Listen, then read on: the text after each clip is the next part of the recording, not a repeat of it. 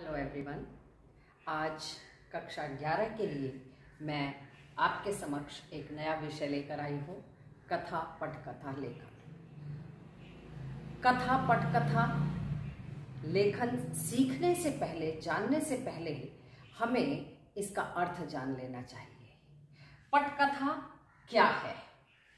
पटकथा बेसिकली दो शब्दों से मिलकर बना है, जिसमें पट का अर्थ है पर्दा और कथा का अर्थ है कहानी, अर्थात पर्दे पर दिखाई जाने वाली कहानी। वो नाटक के रूप में भी हो सकती है और फिल्म के रूप में भी हो सकती है। हालांकि इस वर्ष कक्षा 11 में एक एकांकी है, नाटक है रजनी, उसको पुनः शामिल कर दिया गया है, तो उससे भी आपको काफी सहायता इस टॉपिक को समझने में मिल सकेगी। इसके बाद दूसरा आता है कि पटकथा कितनी महत्वपूर्ण होती है। पटकथा चाहे वो फिल्म की हो, टेलीविजन पर दिखाया जाने वाला धारावाहिक हो या कोई नाटक हो, किसी की भी हो, इन सभी माध्यमों के लिए बनने वाली जो भी स्टोरी होती है या लिखी जाती है, चाहे वो धारावाहिक है, चाहे वो फिल्म है, उन सब का मूल आधार पटकथा ही होती है।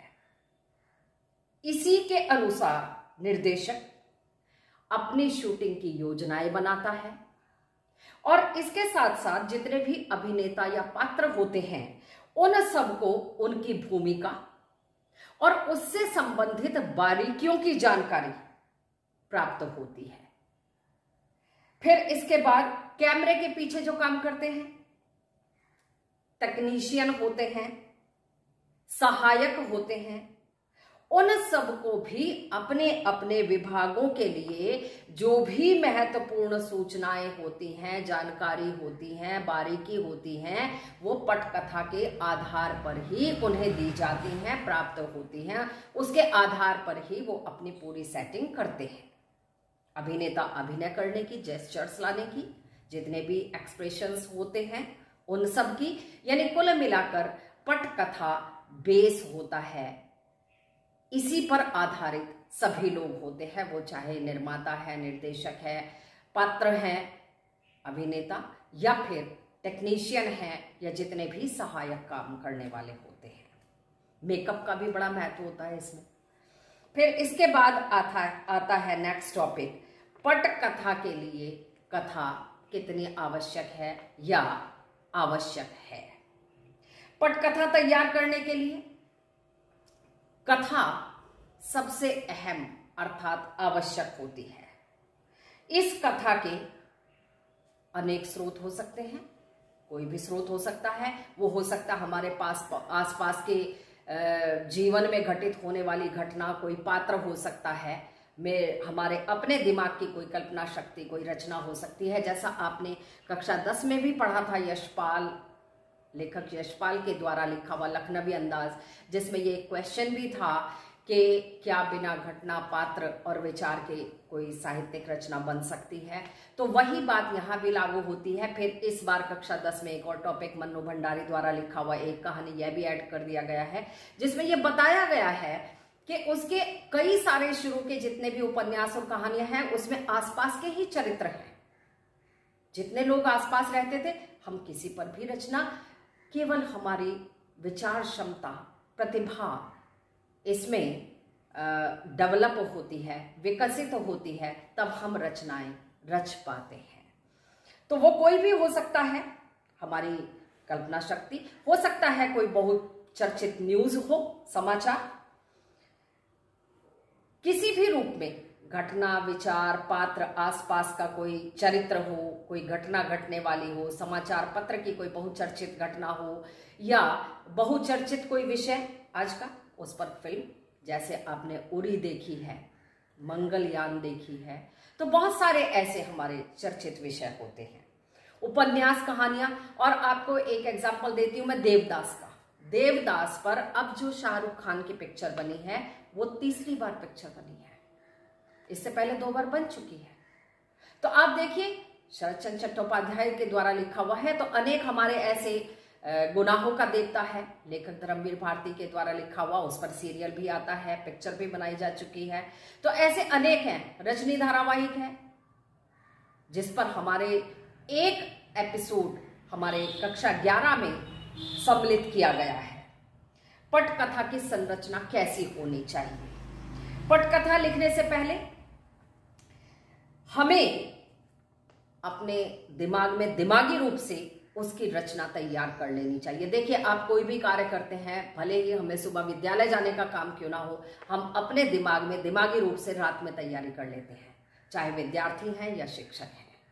सुबह हमें कैसे कैसे अपने कार्यों को पूर्ण करना है, कैसे हमें तैयार होकर किस समय हमें घर से निकलना है, निश्चय कर लेते हैं। ठीक वैसे ही जब हम कोई कहानी लिखते हैं, हमारे दिमाग में कोई विचार आता है या कोई से पात्र को लेकर हम लिखते हैं या कोई सूचना को लेकर लिखते हैं, तो सबसे पहले हमें दिमागी रूप से उसको अपने दिमाग में एक संरचना बना लेनी होती है। उसके आधार पर फिर उसको लिखने का कार्य किया जाता है। और स्क्रीन प्ले तो आप समझते ही हैं। स्क्रीन प्ले यानी उसी पटकथा को, उसी कथा को स्क्रीन पर दिखाया जाना, वो चाहे नाटक के रूप में हो, चाहे फिल्म के रूप में हो, चाहे हमारे धारावाहिक के रूप में हो। नाटक और फिल्म, इन सब में, इन दोनों में अंतर क्या है। देखिए, नाटक हमारा केवल एक मंचीय होता है, एक रेखीय होता है, यानी एक ही मंच पर हमारी कहानी आगे बढ़ती चली जाती है। जबकि फिल्म में फ्लैशबैक भी हो सकता है, फ्लैश फॉरवर्ड भी हो सकता है, दोनों तरह से कहानी को दिखाया जाता है। परंतु एक विशेष बात होती है कि फ्लैशबैक दिखाएं, फ्लैश फॉरवर्ड दिखाएं, आना हमें वर्तमान में ही होता है जहां कहानी चल रही होती है।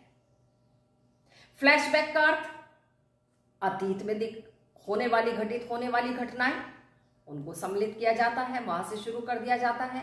और फ्लैश फॉरवर्ड से अर्थ होता है कि आगे जीवन में घटित होने वाली, भविष्य में घटित होने वाली घटनाओं को सम्मिलित किया जाता है, परंतु अंततः आना वर्तमान में ही होता है।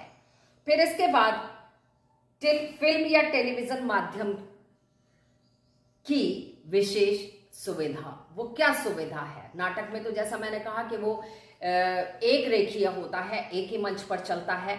जबकि यदि हम फिल्म देखें या कोई सीरियल देखें तो उसमें हम अलग अलग तरह से, जैसे मैं आपको एक एग्जांपल देती हूं।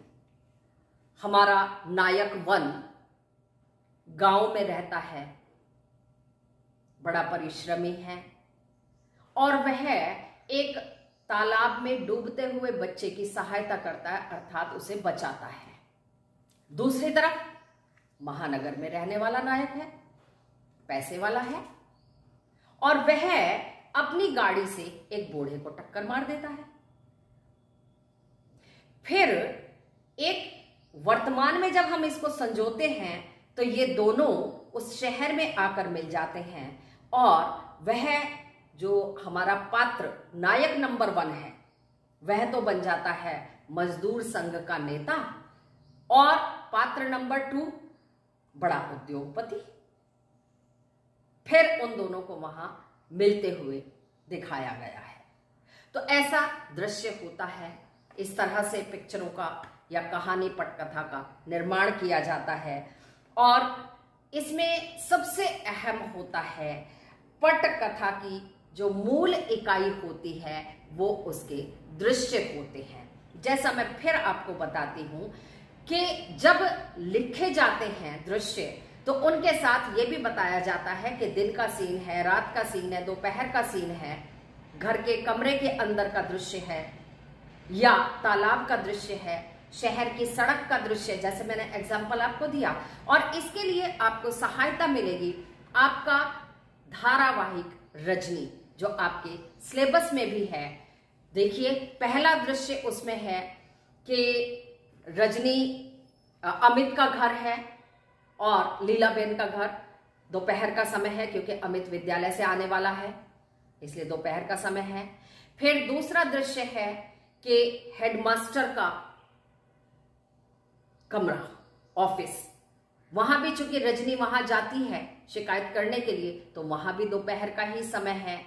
और तीसरे दृश्य में सायंकाल का समय है, जिसमें रजनी दनदनाती हुई अपने घर में होती है और उसका पति घर आकर पूछता है कि आज कहां से लड़ाई करके आई हो। तो इस तरह कहने का तात्पर्य है कि दृश्यों की अहम भूमिका होती है।